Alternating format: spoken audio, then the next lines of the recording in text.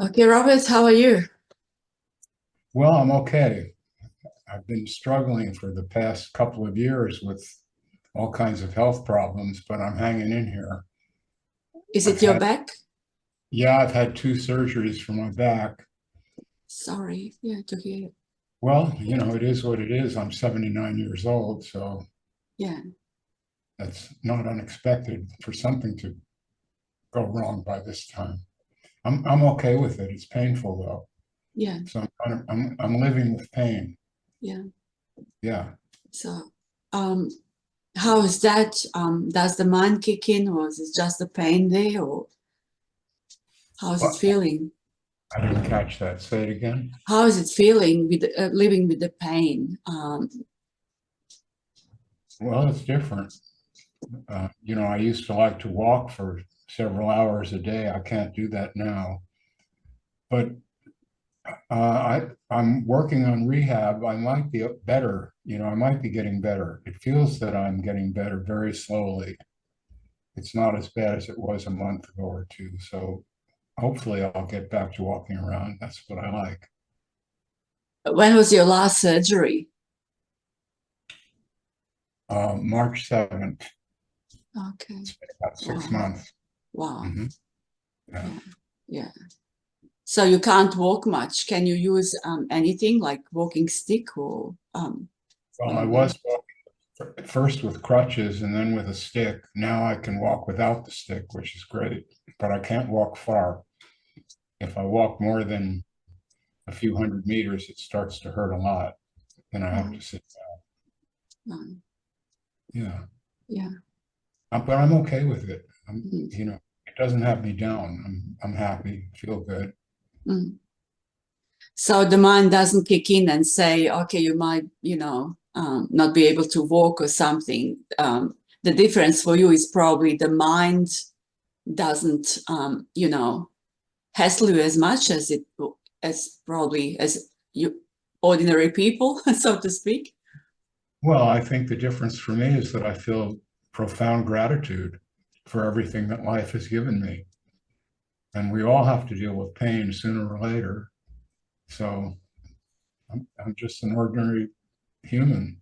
I'm grateful for being here, for having the life I have, understanding the things I understand, and pain is pain. It's not the worst thing in the world.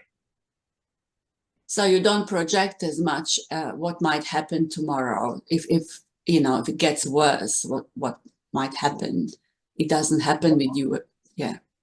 Yeah, I can't say I haven't thought about that, but there's nothing I can really do about it. So I'm just going to live for now and let later take care of itself. Okay. With the pain, it's like that. How is it in your daily life? I was, thinking occasionally with people like myself in the past. I used to project a lot, and actually, that used to drain me. Like I wouldn't have energy as much.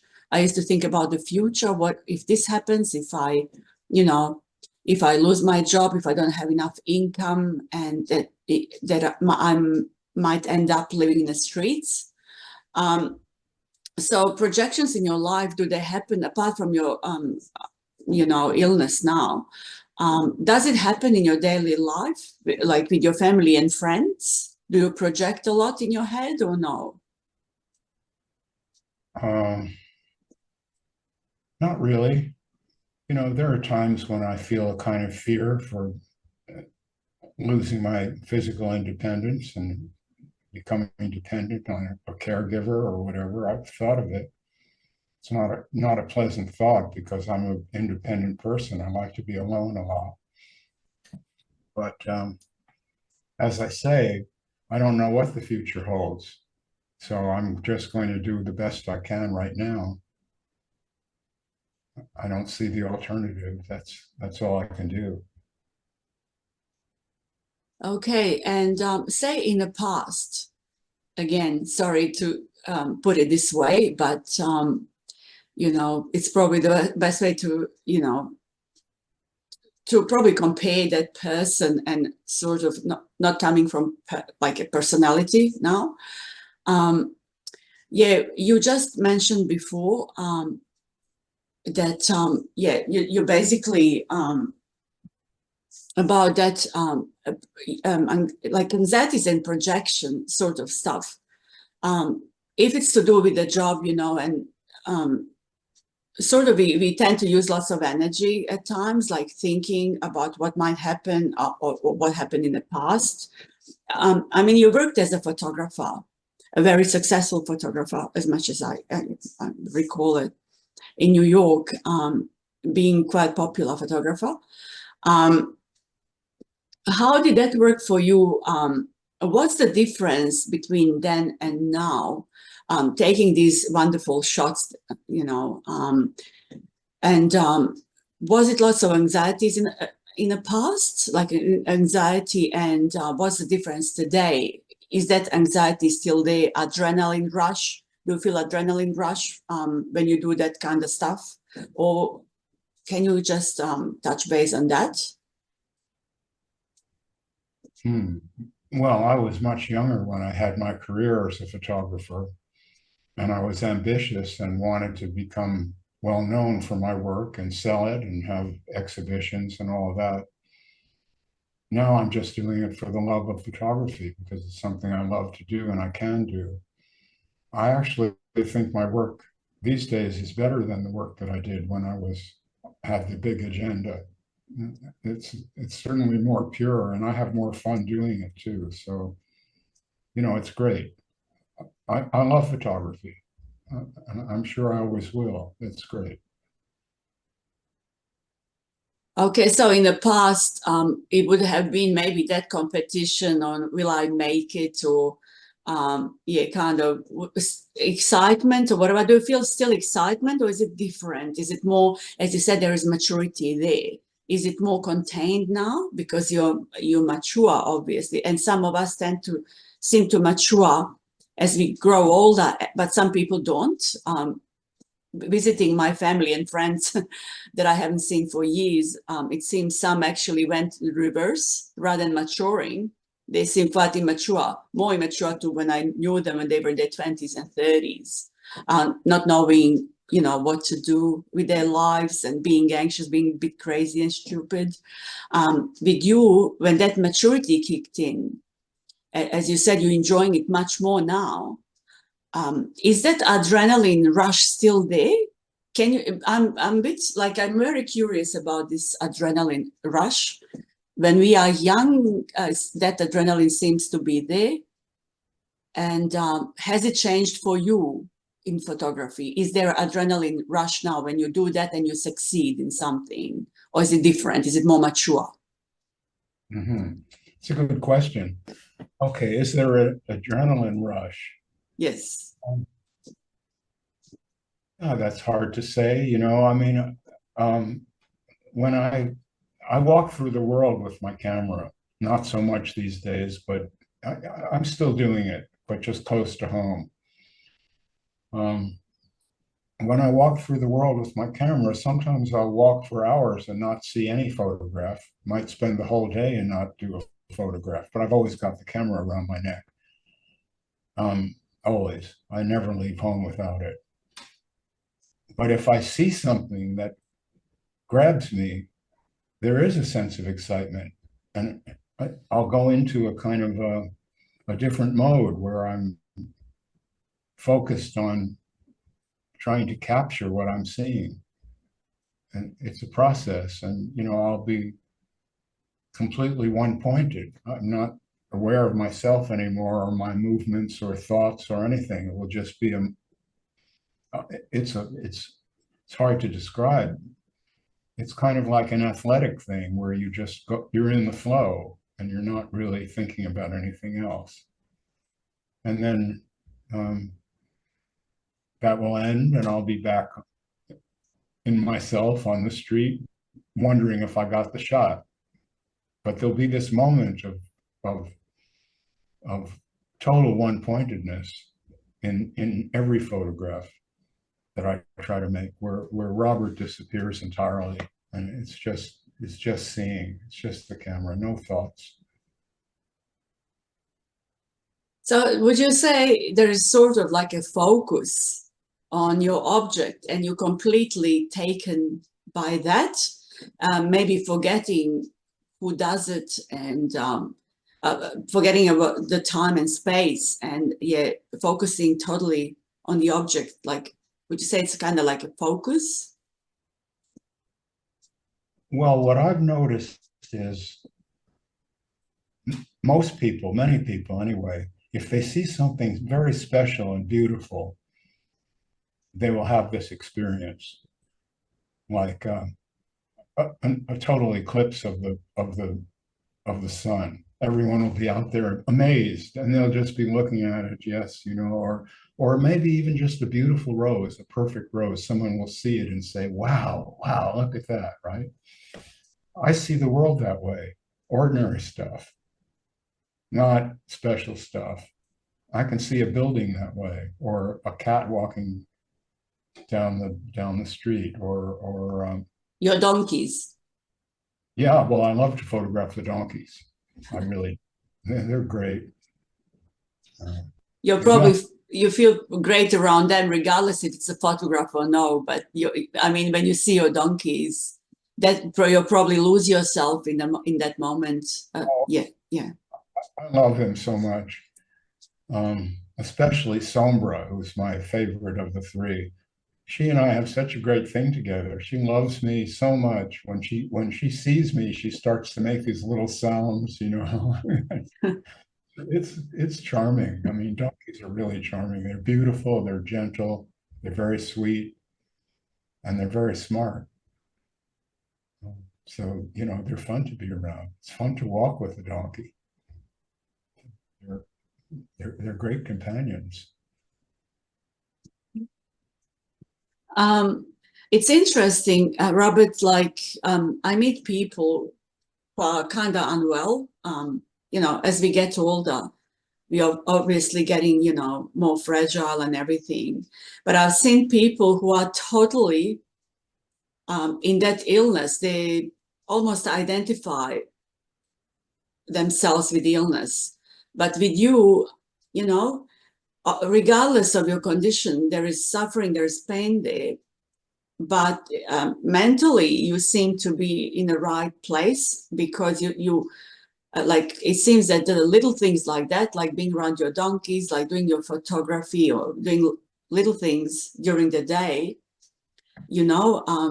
yeah, basically they make you still function very well, so much better than people who, you know, go, I'm my illness, I suffer from such and such, I'm sufferer of such and such, which I've seen a lot traveling around in the last few years. And, my point here is there a way to help these people to function like yourself? To still function and enjoy little things rather than focusing on your pain constantly? Oh, what a question. I don't know if you can teach gratitude. You can tell someone, look at all the good things in your life instead of the pain or whatever. Um, you're not living in a war zone. You're not being bombed every night. You have food to eat. You have a roof over your head. You have friends you can speak with, or whatever it is. You could make a list, but they might still be bummed out. I don't know exactly how they would teach someone to be grateful. See, I have this gratitude. It's very powerful. I have this gratitude. I'm having a great life. I mean, with pain. Even now, I'm feeling a lot of pain. Not at the moment, sitting here, it's okay. But it's hard for me to walk around, and that's a loss. I feel that. But I'm 79 years old. There's not really much to complain about. I mean, I'm alive. It's already good.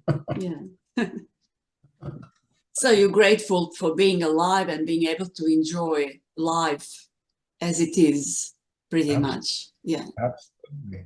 And I wrote in my books that you have to chew up your life and bite by bite and swallow it And sometimes you have barely enough saliva to get it down, to swallow it.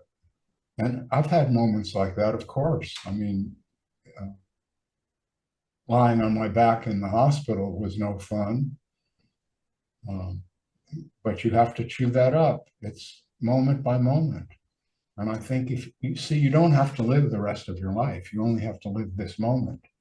You don't have to live anything in the future. It's not necessary. You have to live this moment. This is the only moment that you can live.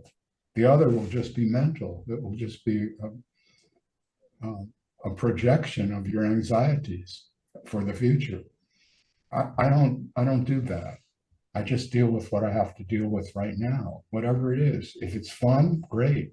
If it's challenging and difficult, well, I'll have to try to deal with it. I mean, that's the way it is.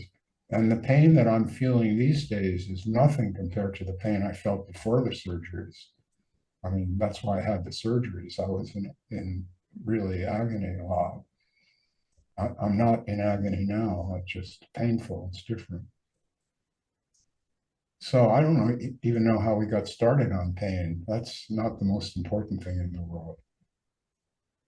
Well, I don't know, maybe because, I would try to, I'm actually, I don't know myself how to deal with these people who identify with the pain. And, I'd like to find out from yourself, how you deal with these things and if these people could be helped. Obviously, as you're saying, how can you teach someone gratitude? You can tell them to be grateful for every day, I guess, being alive, because we are there to enjoy it a lot. And I remember in one of your books, you said there is no way out of it. I like that. Can you touch base on that, what you meant by that, so people can understand? Well, yeah. I mean, there's always suicide if that's the way out. I mean, if you've really had enough of living or you are in so much pain that you can't continue or whatever, you can always end your own life. That's always possible. But if you're otherwise, if you're not going to do that, you have to live as best you can in each moment. You see, I was in this role of teacher for a while, I guess, but I'm not in that role now. I don't really know how to answer your questions. I mean, I really don't. I mean, if if I were there with you in Oz and you brought me to the home of someone that you're thinking about who complains and is depressed and all this, I might be able to intervene in some way, but I don't have a script that I could, Yeah. what to say or how to deal with it. I have no idea. Yeah. And I'm really happy, but I have no idea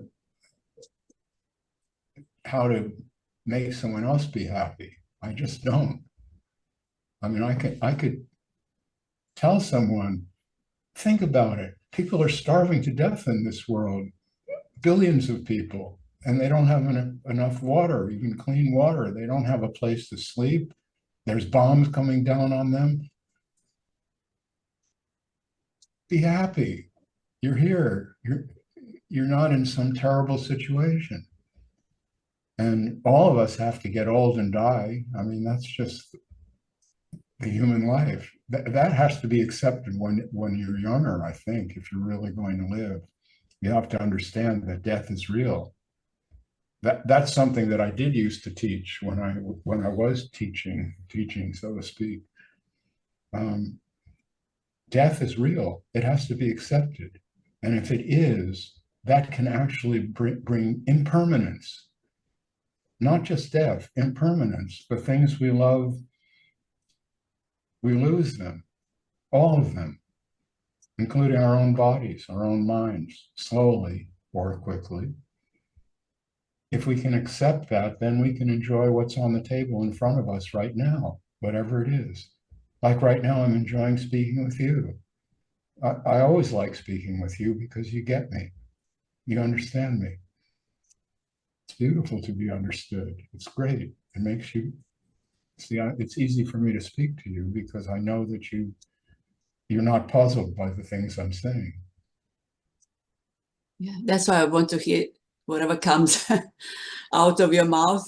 I know it comes naturally and with no filter, and there is no kind of bullshit stuff there. I always go back and compare yourself with people sitting down and teaching for years.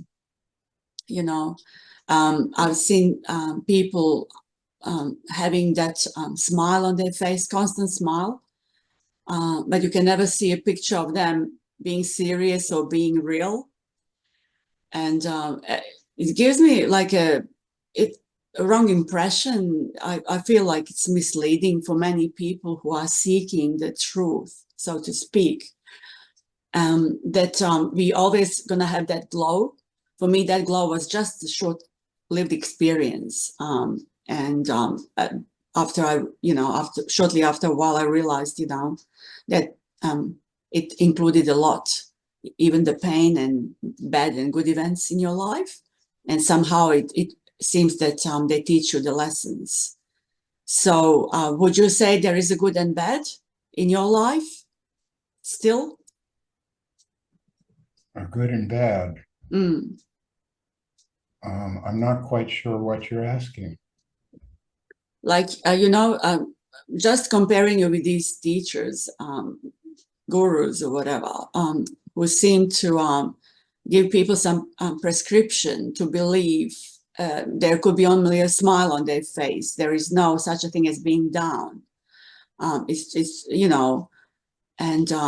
I know that you said it's all inclusive. You said that, like in your books, the smile is there, the crying is there, like everything, all the feelings and emotions are there while we are alive. That kind of stuff. Can you touch base on that? Well, yeah, I think I can. Mm. Um, a lot of this spiritual hypnotic trance, as I call it, is based on not wanting to be human. You want to, being human is not satisfactory with its ups and downs and its sadness and its bad days and good days and hard times and all the rest of it. That all of us ordinary people experience that. We were hoping that something would happen and it doesn't. Something that you love falls out of your hands and breaks. All these things that happen. You say, oh shit, I just broke my favorite teacup or whatever it is. Yes, and that's life. So a lot of people don't want to be human. That's the spiritual chase that these people are on, and that makes them susceptible, good word, Yeah, susceptible, susceptible. Yeah. susceptible to the bullshit that the gurus are handing them with big grins on their face. They're in bliss all the time. You could do that. You can lobotomize yourself with enough bullshit so that you think you're happy all the time and you never have a bad moment. But I don't see why you would do that, because being human is so exciting and wonderful if you really embrace it. It's very large. A human being is not that restricted. I mean, I hear people talking about freedom all the time. You have quite a bit of freedom just the way you are. Maybe that's good enough, and you don't have to be on a search mission all the time. You have quite a bit of freedom. You can fantasize, you can have sex, you can eat something nice, you can go for a swim. Come on, what more do you want? Yeah. And coming from psychotherapy perspective, because that was your job for many years, do you feel it helped in a way being psychotherapist? Well, I'm sure it helped me a lot to understand myself and other people. That's a good thing to study. Psychology is a good thing to understand, even if it's not your profession. Just to see people psychologically, to understand that everyone has desires and needs, and they're trying to fulfill them. And if you see people that way, you understand that the things that they're saying and doing have an aim. It may seem crazy to you, but for them, it's making sense. They're going for something. We all are. Everybody's looking for something, right? We're all looking for something. Maybe I'm not anymore, but I'm an old guy now. I've had a lot of somethings.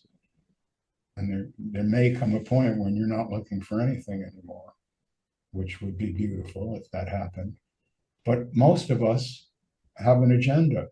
We need to put food on the table. We have a job. We have to go to work. We may hate our work, but we still need the money. And, that's life. And when you see other people that way, and then you understand everybody's doing the best they can. There's no reason to judge people and put them down or say there's something wrong with them. I really believe this deeply. We're all doing the best we can. Even Donald fucking Trump. It may look horrible, but that's the best he can do. Yeah, so there is nothing wrong with anyone doing anything because they don't know any better, I guess. That's what I'm saying. Yeah. Mm. So you were asking me about good and bad. Maybe that's a good answer to that question. Exactly. That's excellent. Yeah. What do we know? Like what's good for one person or one animal might not be good for another one. If there is a vulture preying on someone, on something, so it's good for this vulture. They can basically have some food. For another one, they lost their life or whatever, or they lost their young ones or whatever. So what do we know? Like no one knows what's good or bad. That's kind of sort of, again, language invention, I guess, human invention, good and bad. Yeah. Well, there's actually two levels involved here. Mm. On one level, we do have to distinguish between what's useful and not useful, or what is dangerous and what is helpful. Like I need to be able to smell my food and know if it's rotten or not. Otherwise, I'll be sick all the time, right? So there's a judgment there, and you'll say, this yogurt has turned bad. It's bad, and then you'll throw it out. Yes, but on another level, I find that it's best to just see the world straight on without projecting any judgments on it, and just see things as they are. Yourself, especially, see yourself as you are, as best you can. Which don't make it be special. Just see yourself the way you see other people. We're all just walking around here doing the best we can. And if you do that, it takes all the pressure off. All. You still might have to go to a job you don't like. But when you do it, you won't be saying to yourself, why do I have to go to this shitty job? You'll know the answer, because I've got to pay the rent. See, there won't be a problem there. You'll just say, okay, maybe next year I can find a better way to pay the rent. Won't have to go to this horrible job. Yeah, but do the old habits still come up, like from personality, so to speak, from the past or whatever is coming from our DNA? Or I guess it's more old habits. Sometimes you say something but you don't even mean it. You just basically observe that old habit coming up. You might even say, oh my God, why do I have to go to work today? And you keep carrying on about it in your head. But at the same time, you're going to that job and day ends and you realize how stupid you were, because as you said, if it comes up to look for another better job, you'll do so. If it comes to you to retire or leave everything, it's going to happen by itself. Yeah, but basically, some of that could be the old habits, I guess, coming in your head, or just a little bit of like energy or whatever it is. Mm-hmm. Yeah, I'm sure you're right. Yeah. A lot of it is just habit. Mm. A lot of just have it. But it will come to an end. You might have to live it out until it wears out and the old habit just dies. Yeah. Do you believe there are shorter gaps in this thought coming up, when the thoughts seem to chase each other, like basically like trying to catch their tail? It's kind of shorter than in the past for you. Is it like that? I don't really think I have much of that at all. Mm. I don't, I'm not obsessed by thoughts. I know a lot of people are. When I was doing psychotherapy, that was a main topic. People who had a thought that they could not put to rest. My boyfriend's cheating on me. I know he is, but I can't find any evidence, but I know he's cheating on me. I know he is. I know he is. He must be, and this will go around and around, round and round. I don't really have that. Mm. If I have a thought, it might be disturbing in the moment, but it just passes. Everything just passes. I'm really kind of just moving through space. Their thoughts are there, but they don't really get my attention in that way. I'm seeing things and feeling things in the moment, in the present. The thoughts are still there, but they don't have much importance. Thoughts don't hang me up at all, even scary ones.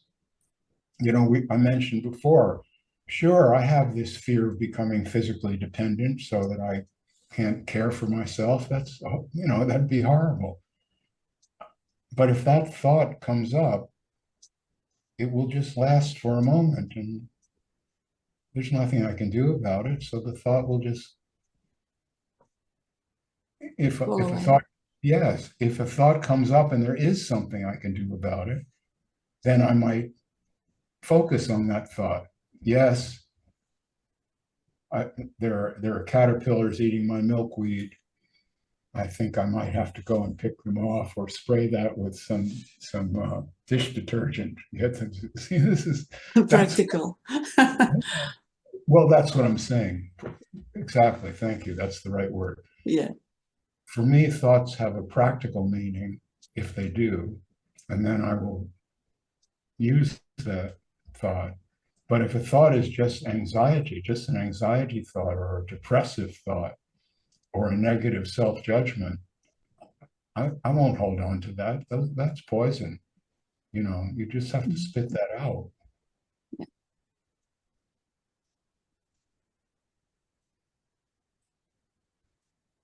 So do you believe there's like kind of, it's enough for like ordinary humans who suffer mentally? That sense of observing all of that. I think you used a really good word. I don't know if you said observing or something. Yeah, so basically, is there a sense of observing Robert doing stuff or whatever, responding? I don't know how to, yeah, I'm self-aware, if that's what you're asking. If I'm not doing this, but if I wanted to, I could kind of stand aside and observe this conversation as if I were just watching it as a third person. But that's not really my preferred mode. I like to just be in the flow. Yeah, I get you. Yeah. Yes. Yeah. Mm. That Well other said. that other thing feels like a splitting. I talk about splitting a lot in my work. Well, I did anyway. These days, I'm not really doing that much work. but you've interviewed me a few times in the past few years, starting from when I published my books. And in those days, I felt that I had some work to do. I needed to clarify some of these ideas that I had about spirituality and how it hangs people up and makes them sad. I wanted to explain that, what I had seen. But I feel that I got that done. A lot of people picked up on it. Other people are now talking about that. That I've kind of injected a few ideas into the conversation, and I don't feel this sense of responsibility to continue with that. I mean, you're interviewing me. It's beautiful. I know you'll do something nice with this and put it on the internet, and people will hear it and maybe get some idea.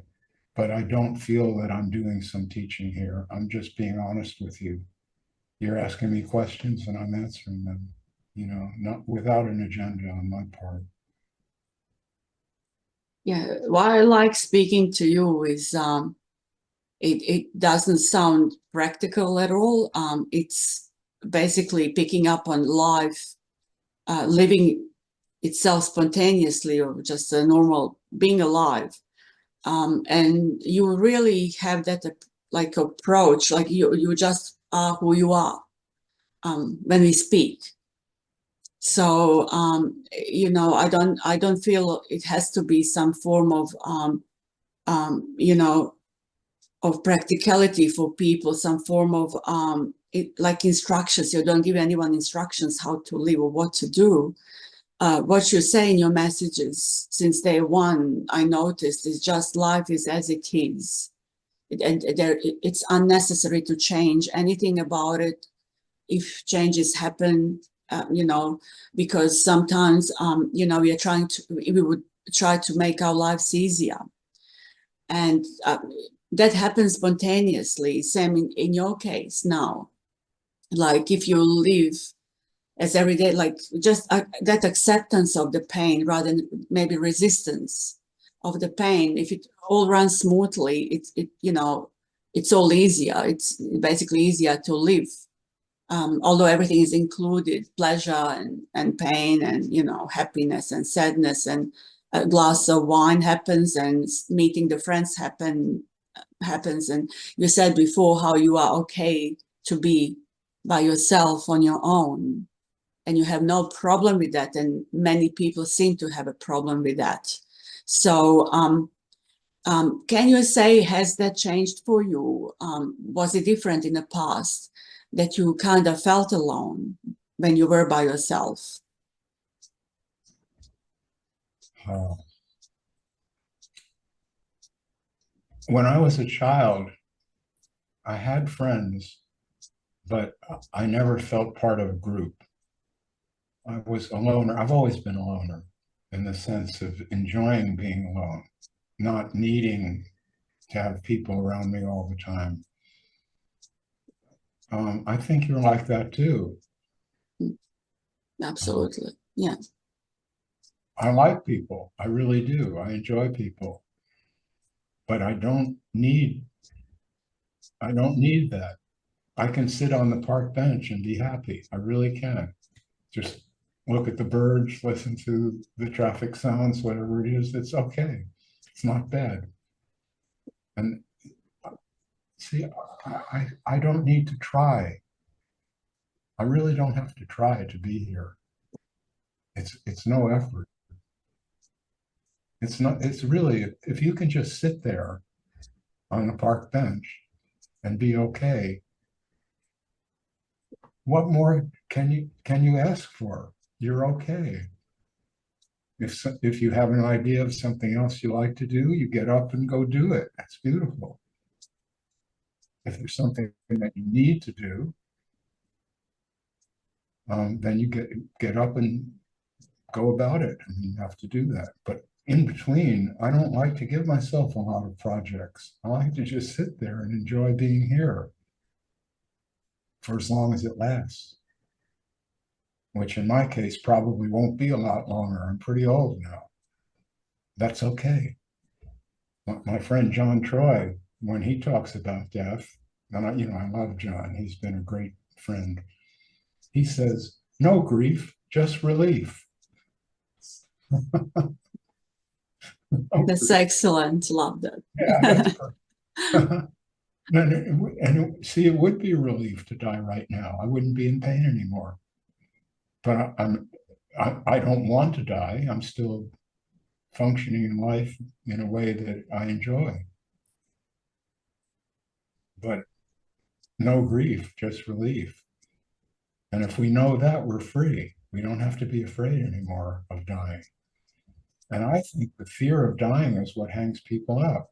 That's why they get on this spiritual thing to begin with. They're looking for something that doesn't die, the deathless state. You know, it's bullshit. Yeah. It's just bullshit. Yeah. Yeah. And that's amazing, isn't it? How people think that they can avoid death, like there is no death, they say. Mm-hmm. Yeah, they say nothing dies because I'm not really an animal. I'm really pure consciousness. I'm not an animal.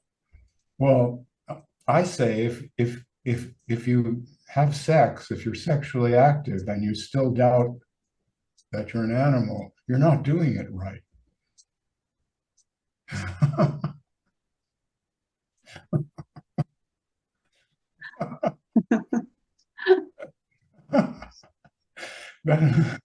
I mean, we are primate human animals. We have big brains, which is a problem because then we think we can explain everything just because I have this big brain. Now I can figure everything out. No, you can't. You're not going to figure out these mysteries. You don't know about a deathless state. Somebody said that to you, and now you're on a treasure hunt. And see, I don't have any of that. I'm not looking for anything like that. And I haven't been for years and years. And that's when I wrote those books, that's what I was attempting to communicate. But those books are not instruction books. I have no instructions. They're what you call phenomenology. They're a self-confession. I'm just saying how it is for me. And I understand people have been interested in that, but there's no instructions in it. I have no wake up magic. I don't. People ask me, what do I do? I don't know. I barely know what I have to do. I certainly don't know what you have to do. How could I know that? For me, gratitude works, but I didn't create gratitude. I feel it. You can't actually create anything in that sense. You can't just pull it out of your ass. It doesn't work that way. It has to arise, and then you become aware of it. Oh, I'm in love. You see, you say, wow, I get it now. I'm in love. You can't make yourself be in love with anything. It's not possible. Like I love Sombra, my donkey. I really love her. When I touch her, I get a feeling, a beautiful feeling. And she loves me. When she sees me, she gets excited. She's happy to see me. It's beautiful. It's a relationship. But you can't make yourself love a donkey. You either love one or you don't. Mm-hmm. Yes. So that's why I say I have nothing to teach, because I don't know how to make someone appreciate what a donkey is. Some people do. Some people say, oh, donkeys, they're so lovely. They're so wonderful. Other people eat donkeys. Yeah. Yes. Mm. Yeah, so basically you can't have a say in someone else's life because you don't know what you might do next yourself. You don't know something for yourself. How can you tell someone else what to do and how to have that gratitude? For instance, yeah. Exactly. Now, if someone comes to me and asks me for advice about some problem, I'm not saying I'll say, I don't know, I have nothing to tell you. I will try to make some useful suggestion, but I don't really know what that person is going through and what they have to deal with and what their resources are, what their inner state is like. I have no way of knowing that.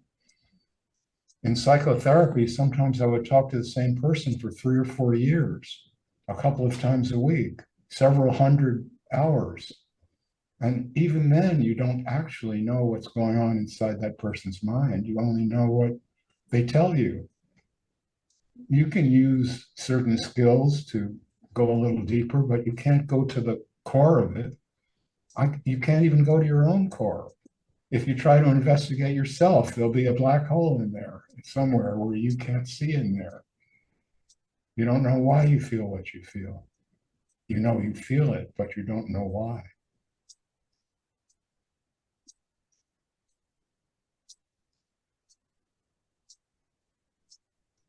So these people that you did psychotherapy on, do you find it that they found it helpful to live their lives? Did they say it helped them through their life, or is it more kind of rather adding to their file rather than getting rid of everything of things?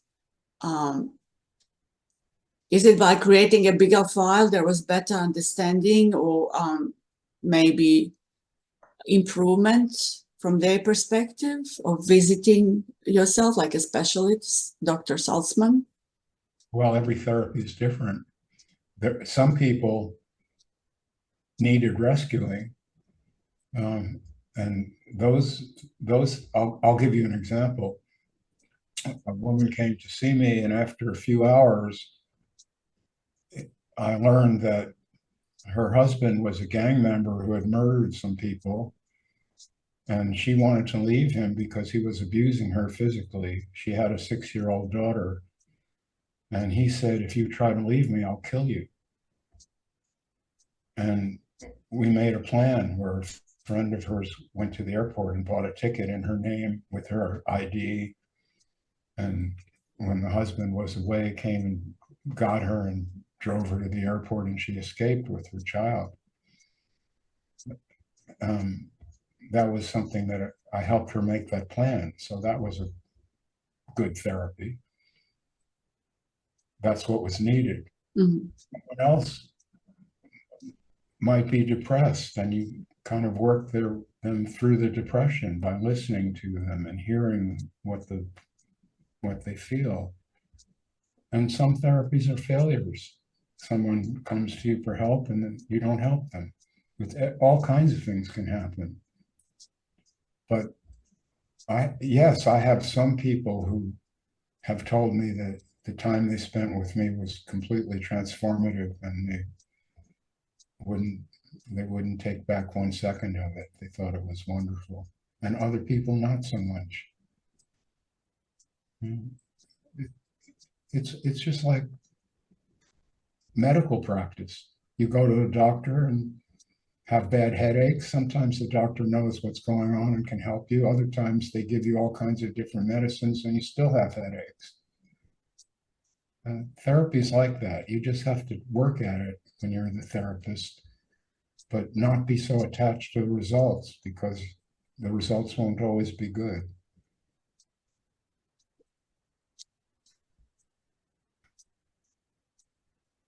Okay, so now moving to the next thing, I wonder, you mentioned a bit of fear before. There is no such a thing as fear for you as much, but it can arise. Can you say how it works for you? Is it just like, say, the fear is something like when you walk past a bird and bird flies off for its own safety? Or when someone points a gun at you, obviously feelings arise and fear might be there. You might find yourself, you defend yourself because you still love to live the life. How does it feel for you, the fear? How do you see it now? I've never had a gun pointed at me in that way. So I don't really know. Okay. I would have to, in the event, I don't know what I would feel. Maybe nothing much. There's a story about that I was told about the spiritual teacher, Chogyam Trungpa. You know who that is, right? Yeah, I've heard, yeah. Well, I was living in Taos, New Mexico, and he had his ashram in Colorado, not too far away. And he and his people were driving down to Taos. And on the way down, they stopped at this little bar which I had been in that bar many times. It was just on the state line between New Mexico and Colorado. And it was just a one-horse town. I mean, it was this bar and a post office and a general store, and that was it. So he and all these hippies that were his students go into the bar, and they start drinking and acting up and get into kind of a hassle with one of the regulars in there. And the guy's a cowboy, he's got a gun on his hip and everything. And when they leave, he comes out and starts arguing with Trungpa. He says, "You little motherfucker." He pulls his gun out and he says, "I'm going to shoot you full of holes." And according to this story, which I believe, one of the students told me this, Trungpa looked at him and said, "Go ahead, I'm full of holes anyway."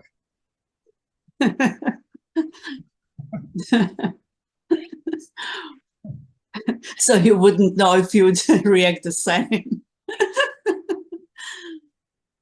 Yeah, that was his take on, non-being or no self. Yeah. I don't know what I would do if someone pointed a gun at me and seriously wanted to blow me away. I don't know, I might laugh. Who knows? Might start dancing, could start dancing together. Who knows? I don't know. It's hard. It's really hard to predict what someone will do. Yeah. In extreme circumstances. Just reminded me when I went, because as I said, I travel lately, and I went to Sweden once, and because I'm on my own, and sometimes it's hard for people. You need to sit, and so they usually ask you if there's someone else coming, and is it just you? And, yeah, and you have to get used to that stuff, and getting served a drink or a meal. And I would walk in a disco. I found a club somewhere, and they were playing like 80s music, ABBA and stuff. I just loved it. Had a drink and joined in. A couple of Swedish girls dancing. I started just joined in, and we just made friends, and it's amazing, and I don't know, I didn't make the decision deliberately. I was just like, what am I doing? But it just happened. So when you say you don't know what might happen, you truly don't. It's beautifully spontaneous, I'd say. So no mind to ask questions. Should I do this or should I do that? Is it okay to sit on my own and have a drink on my own, and have a meal on my own? And I guess it's similar for you. Well, I'm married and have a wonderful companion, and we do things together. But I've spent a lot of time alone in life. As you're saying, having a meal in a restaurant alone, traveling somewhere alone, not knowing what I would do when I got there, just going with the flow kind of thing. I think that's fun. It's nice to have a companion also. They're both good. They're both good, yeah. Companionship is much better if you're able to be alone and you're not dependent upon it. Then that can be really special. But so that reminds me, I didn't ask you this. What are you doing back in Oz? You were in Europe. You were in Europe and you went back to Australia. What the fuck? No, just it surprised me as well as everyone else. No one knew I was coming. I didn't know. I just booked a flight. Within 7 days, I was here for a little while. I don't know if I'm going to stay here for a few days, or if I'm going to stay here for half a year. But I do have that travel bug, and I'm really burning to travel again. It's kind of windy. It's winter time in Melbourne. The springtime's coming, and it's very windy. Every day we get it from Tasmania, the wind, and Arctic, I guess, and it gets really, I don't know. I'm used to walk in Europe a lot, so I was really hot, to be honest. What prompted me to come was the heat. But I really miss my travels, so I'm already looking into going back. Could be next week, could be 2 weeks. I don't know. It's just that people can't believe the way you live. And some are very impressed. Some say I'm courageous, like being a solo traveler, a female, you know. And I don't think I am courageous or anything like that. Just I live spontaneously, I guess, wherever life takes me, and I really enjoy travels. I just wish I did it sooner, because I feel that I wasted my life working in offices 12, 15 hours a day, really wasting my best years of life. And I would tell anyone, whoever is really young, not to take such a path, because life is for living to the max. Just, you know, I feel myself, you said, you know, you're getting older. I feel exactly the same. And, you know, we don't know how long we're going to last. You know, you might get run over by a truck when you go out or whatever. Or, you know, we do have health issues, all of us, I guess. So, and I had a couple of friends passing away, and a couple of friends got really sick. And, you know, you learn, I guess, the life could be completely different. We don't have to do something we don't like doing. We could do something we love doing, and still be around and still survive. You know, there are ways. Life doesn't have to be 9 to 5 or 9 to 9. And anyway, so yeah, I'm here. I don't know where I'm going to be next and when, but I'll probably move on shortly. Yeah. That's a good story. Yeah. Speaking of heat, it's getting hot here. We're in the throes of summer. Yeah. And it's the hurricane season. The next 7 or 8 weeks, we could have some major storms here. It happens most years. But the global warming thing, we're really feeling it here. This is a hot, hot summer. Oh, you have the same, like Europe, pretty much. What are the temperatures like? Like today, it was about 91 Fahrenheit, and very humid. So you really feel it. And I spent most of the day sitting in a chair with a fan blowing on me. It's hot. I think the world is getting hotter. I know it is. It's a fact. And this part of the world was hot to begin with, and now it's really hot. We're in the desert here. We're right on the edge of the tropics.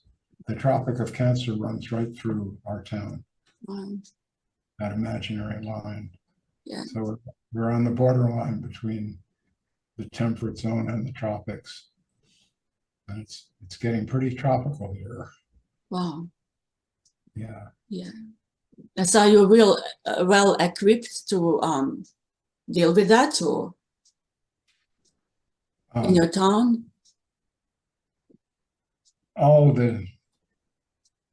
There's all kinds of infrastructure problems here. The electrical grid is not adequate. We get blackouts a lot. But the Mexicans are great people. This is a beautiful country because it's youthful and hopeful, and people know how to get things done. They know how to manage on very little. It's beautiful in that sense. So this town will continue. It will survive. How many people live there approximately? It's a big town or no, not so big? No, it's pretty small. Maybe 5,000 people live here. Wow. Maybe more. There are a lot of Americanos and Canadians moving down here now. How come? I think they wanted to get out of the US and out of Canada and live in a place that's life is more simple, not so complicated. And if they have Social Security like the Americans have, the older ones, the money will go further down here. Things aren't as expensive as they are in the States, so it could be a good life for someone who's living on a fixed income like that, getting a check every month. I think there are a lot of people like that here. Or is it people who retire, usually people like, so they can live with their retirement monies Yeah, in Mexico? Yeah. Yeah, there's a lot of people doing that. Yeah. I've actually heard that many people move to Mexico for better life. I actually, because sometimes I talk to these people who call themselves nomads, like digital nomads and similar. So they say that life is pretty good in Mexico. They love it. Yeah, I like it here very Yeah. much. Yeah. I like the people. How long since you moved there? Oh, 31 years. Wow, long time. 31 years. Yeah, Yeah. that's a long time. Did you meet Catania there? It's a private question. No, no, we've been together for 48 years. Wow, long time. Yeah. Yeah, wow. Mm. We met in the States and we lived together up there for, let's see, how long would it have been? Um, Almost 20 years. And then we moved down here. We realized we could afford to move out of the States and come down here. Yeah, We did. good. Living in those days, this town was almost empty of foreigners. We were among the few who were here. And that was really beautiful. Those were really beautiful days. No one was speaking much English. Now a lot of people are speaking English here. It's changed. But it was really fun in those days to be an expatriate. Really fun. Now all these new people, and some of them are real assholes, are moving down here. So it's not quite as much fun to have the white skin as it used to be. Although most people in the town do know me, so I mean I have a good reputation. But it was better in the old days when you were really exotic. Now a lot of the Americans are just a pain in the ass. So you kind of know the locals pretty much. They know you, the locals. Oh yeah, Yeah. I have a lot of friends in this town. It's cute. People I've known for years, and when I used to wander the streets photographing, which now it's almost 2 years I haven't been able to do that, people would always invite me into their home, give me coffee, talk to me, show me around. I mean, I know a lot of people, and it's great. I mean, and I learned to speak the language here, which is great. Wow. Yeah. Not thinking of leaving. No thinking about. So you didn't regret your decision to move there? Never regretted it. Never. Oh, it was beautiful right from the beginning. It was really great to get out of the U.S. Mm. I don't really, I'm an American, but I don't really like the Americans for the most part. There are good people there, don't get me wrong, but there's something going on there there's always this fighting and nasty. It's hard to explain, but just too much, I guess. Too much. Yeah. I used to travel a lot. When I was younger, I would travel whenever I could at the drop of a hat.